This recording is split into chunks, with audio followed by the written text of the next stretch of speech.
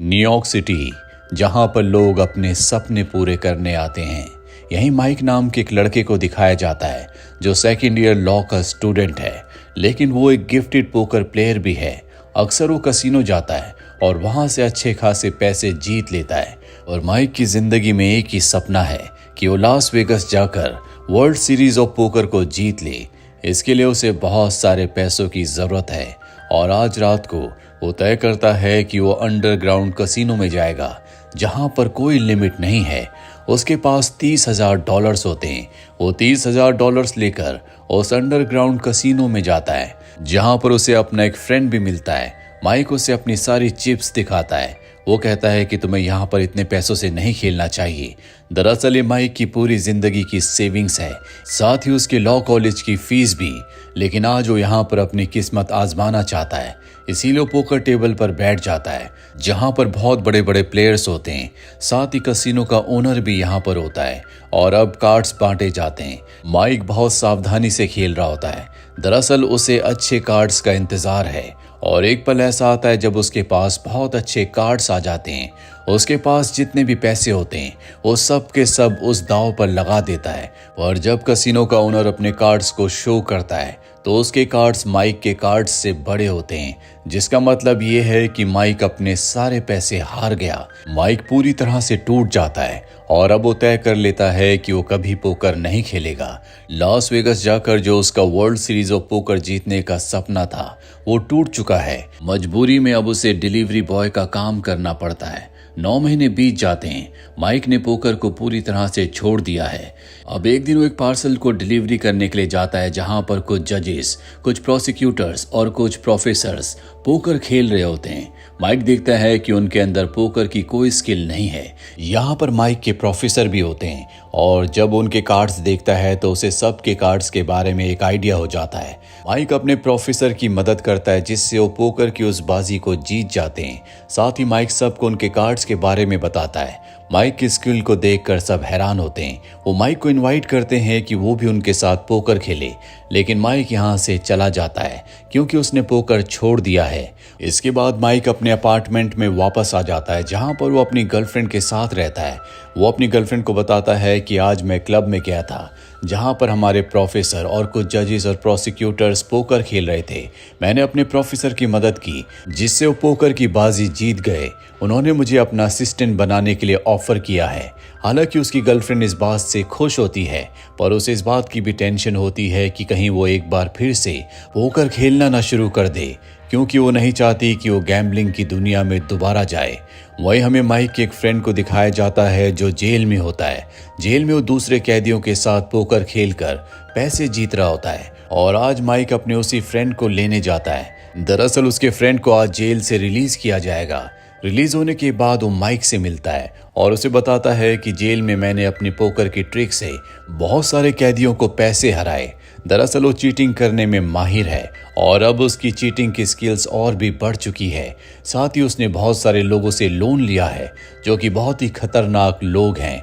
अगर उसने उनके पैसे वापस नहीं किए तो वो लोग उसे मार देंगे। वो माइक से कहता है कि तुम भी मेरे साथ पोकर खेलने के लिए चलो, पर माइक कहता है कि मैंने गेम छोड़ दी है। पर माइक को पता है कि उसके दोस्त को उसकी जरूरत है, इसीलिए वो पोकर खेलने के लिए एक जगह जाता है जहां पर बहुत अमीर घर के लड़के आपस में पोकर खेल रहे होते हैं और अभी दोनों भी उनके साथ पोकर खेलना शुरू कर देते हैं।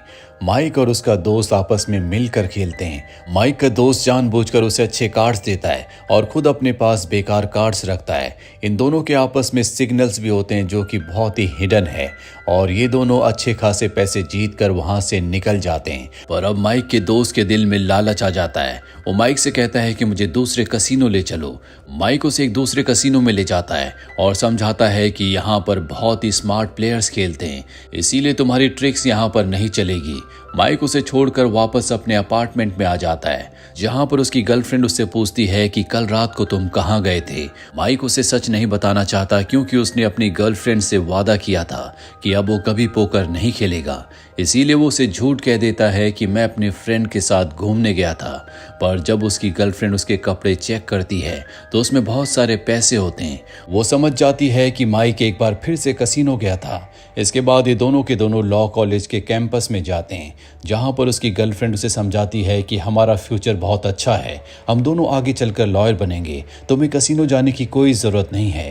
तभी माइक का कसीनो वाला फ्रेंड वहां पर आ जाता है, जो माइक को अपने साथ चलने के लिए कहता है और बाहर जाकर माइक को बताता है कि तुम्हारा फ्रेंड जिस कसीनो में है वहां पर वो ट्रिक से यानी कि चीटिंग से दूसरे प्लेयर्स को पोकर में हरा रहा है, जो कि बहुत ही खतरनाक है क्योंकि जिन लोगों के साथ वो खेल रहा है वो बहुत रेगुलर प्लेयर्स हैं। वो उसकी चीटिंग को, उसकी ट्रिक्स को समझ जाएंगे।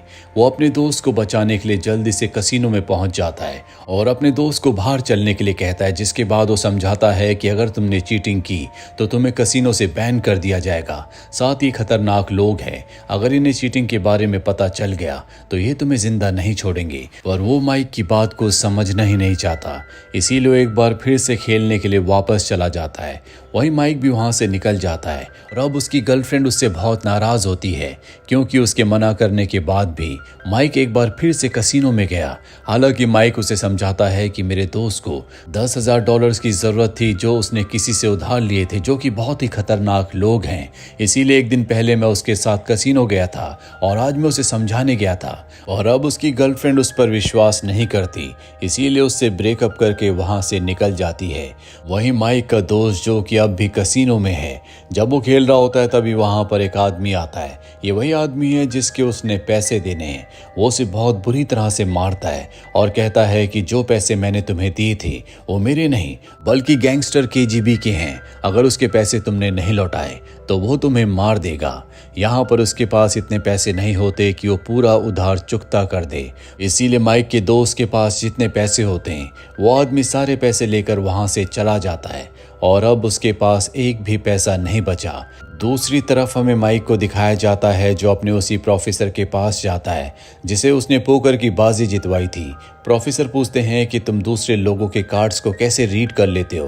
वो बताता है कि मैं एक बहुत ही जेन्युइन प्लेयर हूँ, मैं कभी चीटिंग नहीं करता, मैं सिर्फ सामने वाले प्लेयर्स के एक्सप्रेशंस और अपने कार्ड्स से आइडिया लगाता हूँ कि दूसरे के पास किस तरह के कार्ड्स होंगे।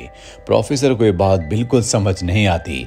माइक इसके बाद यहाँ से निकल जाता है और जब वो अपार्टमेंट के नीचे होता है तभी वहां पर उसका दोस्त भी होता है जो उसका इंतजार कर रहा है, जिसके चेहरे पर चोट के निशान होते हैं। माइक पूछता है कि तुम्हें क्या हुआ। वो झूठ बोल देता है कि मैं गिर गया था। और अब माइक अपने अपार्टमेंट में जाता है जहां पर उसकी गर्लफ्रेंड अपना सारा सामान लेकर यहां से जा चुकी है, जो देखकर माइक को बहुत दुख होता है। उसका दोस्त उसे कहता है कि मुझे अब भी उस गैंगस्टर के जिसका नाम केजीबी है $15,000 वापस लौटाने हैं। अगर मैंने वो पैसे वापस नहीं लौटाए तो वो मुझे मार देंगे। केजीबी वही गैंगस्टर, वही कसिनो का ओनर है जिससे कि माइक अपने सारे पैसे हार गया था। और अब अपने दोस्त के कहने पर वो एक बार फिर से पोकर खेलने के लिए तैयार हो जाता है। ये दोनों के दोनों कसिनो में जाते हैं जहां पर ये पोकर की कुछ बाजी जीत कर अच्छे खासे पैसे कमा लेते हैं। लेकिन अब माइक का दोस्त उसे बताता है कि मुझे जल्द से जल्द $15,000 अपने उस साथी को देने होंगे जिसने केजीबी से उधार लेकर मुझे पैसे दिए थे। मेरे पास सिर्फ आज का ही वक्त है। इसके बाद माइक अपने दोस्त को लेकर उसी आदमी के पास जाता है और उससे 5 दिनों की मोहलत और मांगता है। वो कहता है कि ठीक है, 5 दिनों बाद तुम्हें मेरे सारे पैसे लौटाने होंगे। माइक कहता है कि हम तुम्हारे पैसे जरूर लौटाएंगे। और अब ये दोनों के दोनों दिन रात पोकर खेलते रहते हैं। 3 दिन बीत जाते हैं। 3 दिनों में $7,500 जीत जाते हैं और अब भी इन्हें इतने ही डॉलर्स और जीतने होंगे।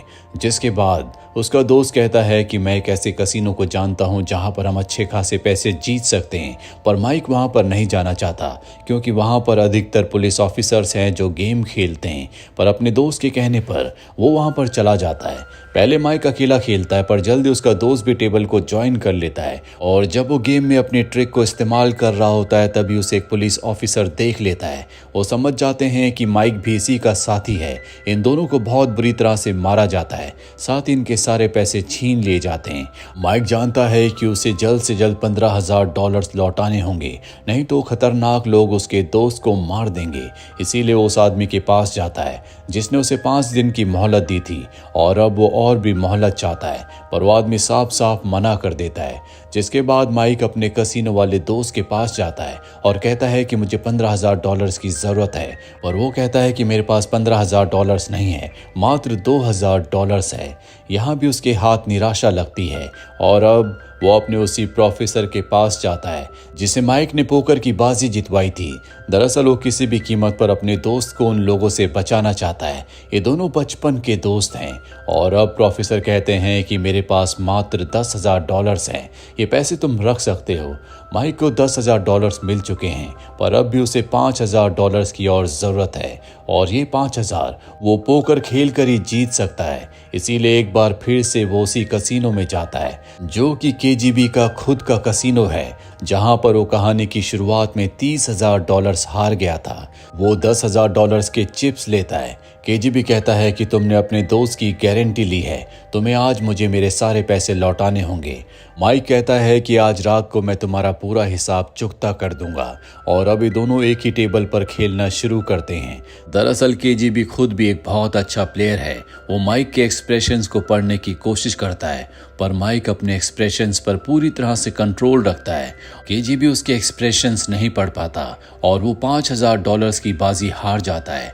अब उसके पास $15,000 है, जिससे वो केजीबी के सारे पैसे वापस लौटा सकता है। और जब वो ऐसा कर रहा होता है तो केजीबी उसका मजाक उड़ाता है, जिससे माइक को बहुत बुरा लगता है। इसीलिए एक बार फिर से वो टेबल पर बैठ जाता है। ये दोनों पोकर खेलना शुरू करते हैं, पर अब माइक अपने तेज दिमाग से पोकर की स्किल से एक एक करके केजीबी को गेम हराना शुरू कर देता है, और देखते देखते केजीबी उससे $60,000 हार जाता है। ये केजीबी के लिए बहुत बड़ा नुकसान है। इसके बाद वो केजीबी के $15,000 वापस लौटाकर अपने प्रोफेसर के पास जाता है। उनके $10,000 भी वो लौटा देता है। अगले दिन वो अपनी गर्लफ्रेंड को गुड बाय कहने के लिए लॉ कॉलेज जाता है। दरअसल उसने कॉलेज छोड़ दिया है और अब अपनी गर्लफ्रेंड को गुड बाय कहकर वो लास वेगास के लिए निकल जाता है, क्योंकि वहां जाकर वो वर्ल्ड सीरीज ऑफ पोकर को जीतना चाहता है, जो कि शुरू से उसका सपना था। इसी के साथ ही फिल्म ये कहानी यहीं पर खत्म हो जाती है। उम्मीद करते हैं कि ये कहानी आपको पसंद आई होगी।